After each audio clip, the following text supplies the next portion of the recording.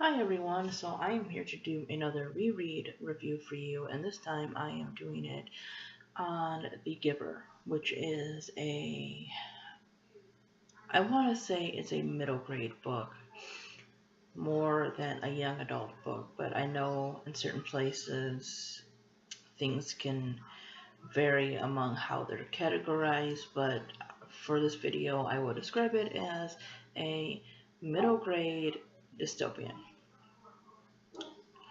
And I'm going to say right now, don't let that stop you from reading it because it is really well written and it really does make you think about things and appreciate a lot of things. I will say that I didn't hate the movie as much as I thought I was going to, but that I was definitely disappointed. Um, Aesthetically, it was okay. And the acting wasn't bad, but I don't think they really captured all of it. I think the actor was good as the main character, and I think he did a good job of capturing who he was, but just overall the movie was just okay. It was not a spectacular adaptation at all, though I didn't hate it. So what is this book about? The book is, like I said, a dystopian novel. And what I notice about the few dystopians that I have read, because I've read just a couple, or maybe like three, four, and then there was a couple I didn't finish yet. But from what I see, there is and this is just my description of it, it's not like some universally known thing, like OTP or something like that, which I didn't know what the hell that meant till not too long ago. So, in my view, there is like the conscious and the unconscious dystopian worlds. And what I mean by that is that with the conscious one, there is at least a few characters who realize that their world is screwed up. They really do. Or at least the mass of the characters, a lot of them, such as um, the reread review that I had just done like a week or so ago on the Hunger Games. Watching children kill each other is wrong. And majority of the people know this, but it's something that they are forced to do, and that is their dystopian world. Whereas in this story, our main character, Jonas, he is 12 years old, or they call him a 12 in the book. And he lives in a society called the community. And in the community, everything is laid out for you in life. You do not pick your job, your spouse, your parents don't pick your name. It's one of those things where you kind of have to go back and forth, and I noticed that in a lot of these stories where they are world building, whether fantasy or dystopian or whatever, because you need to backtrack and how the world became what it was and how the rules work. So I kind of have to go back and forth a little bit. So the book opens up where Jonas is going to become a 12 or 12 years old or whatever you want to call it. And at the ceremony of 12 in their community, it is where you are given your assigned job, which you will do for the rest of your life. So how this works is people, based on their personalities, the elders, they watch them and everything, and then they determine what job these people should have. Amongst the jobs for women are birth mothers, and what birth mothers do is they have babies to give to family units.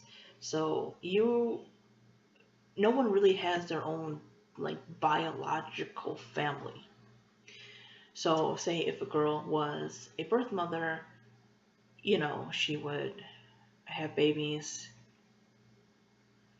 and they would be given to family units.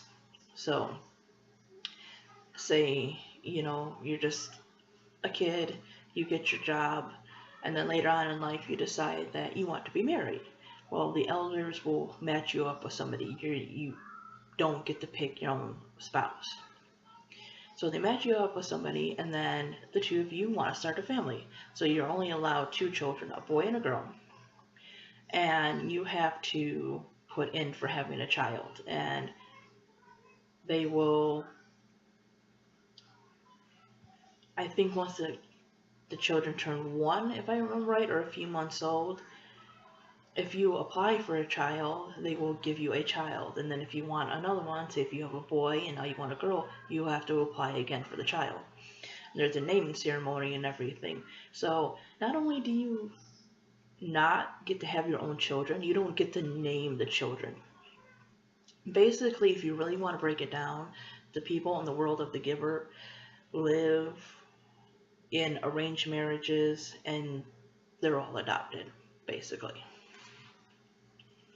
So you don't pick, like I said, your job, your spouse, your children. You don't even get to name your own children. And basically the reason for this is it's kind of hinted throughout the book and definitely when our main character receives his job. Whereas I think the movie just kind of put it there. But they believe in the idea of sameness and the idea that sameness will create peace. Also, it should be pointed out that no one in this community can see color.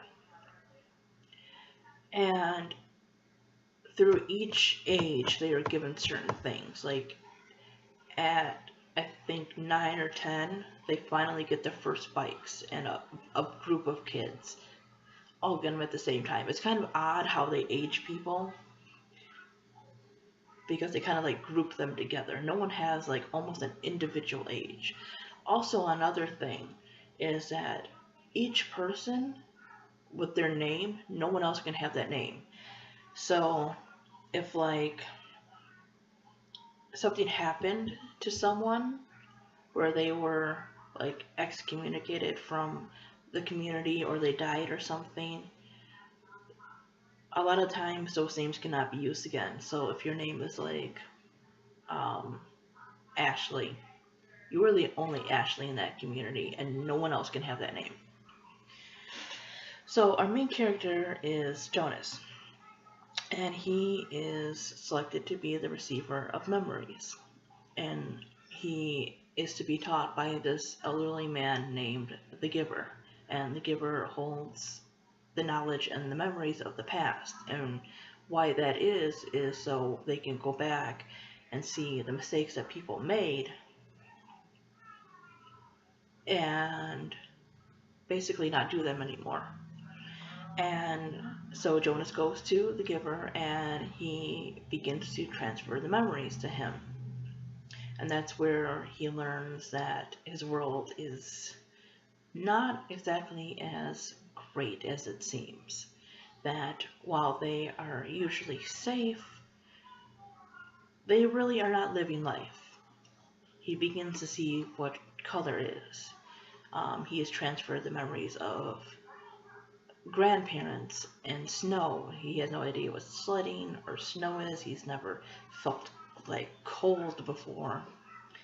He has never felt true hunger because they're always put like on these, like schedules and stuff, and they have these family units with the mother and the father, the son, daughter, so they have no extended family. So he has really no idea about any of this stuff. He doesn't even know what true love is because they're not allowed to use those kind of words. And as you're reading the book, it just really hits you that there would be somebody who didn't know this stuff, who didn't know about birthday parties and, grandmas and, snow and all that other kind of stuff. They wouldn't know about sunshine and just all the little stuff that you would think you would take for granted, or that you take for granted that you wouldn't think about really. And that these things were taken away from them because they believe that sameness will make people equal. It'll, stop war and hunger and everything. And while it might, the sad part is that, you can't have good without bad. It's just the way it is, because you would not know one without the other. And, Jonas begins to realize how much people in his community are missing, the things that have been taken away from him. And in the story, his family is taking care of another child named Gabe, and Gabe is kind of developmentally slower than the other children. And in the book, there is a thing called release, which is pretty much death, but they do not see it as death. They do not acknowledge it as that. So then comes the point of when not just the happy memories, but Jonas learns what release really is, what elsewhere really is, and he begins to realize the bad stuff. But that does not stop him from wanting the good memories, from wanting music and color and everything else. And I think the book is pretty short, so it's hard to do a review and talk about everything that I loved with the story and the character and the emotion without giving it away, because it's like under 200 pages if I remember correctly. But for a short book and something that is aimed at middle grade, it is fantastic. I did not like the second book, The Companion, Gathering Blue, as much, because I didn't feel she was as strong of a character, although I did enjoy the story. I'm looking forward to the last two books, because it is like a quartet kind of thing, because I'm curious how it all wraps up together.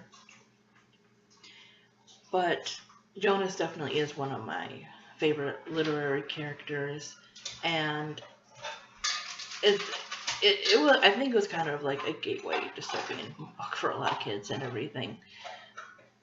And like I said, it just really makes you think and appreciate the idea of choices. Even if people make a lot of bad ones, that within that there is good and there is beauty in life, and to keep the world completely safe. Sadly, is to take away what makes people human. And that's pretty much what I have to say. Read this book. You will not regret it. It is beautifully written. Fantastic. Anyways, thanks for watching, guys. Bye.